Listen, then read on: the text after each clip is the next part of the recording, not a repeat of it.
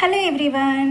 So కొంతమందిని eggs తీసుకోండి అంటే కొలెస్ట్రాల్ పెరుగుతుంది, ఫ్యాట్ వస్తుంది అని చెప్పేసి అనుకుంటూ ఉంటారు. సో మరి ఎగ్స్ న్యూట్రిషియసా కాదా అనేది ఈ వీడియోలో మనం తెలుసుకుందాం. Okay, so first of all eggs అనేవి గుడ్ క్వాలిటీ ప్రోటీన్ అండి. ఒక మంచి క్వాలిటీ ప్రోటీన్ అనేది వస్తుంది.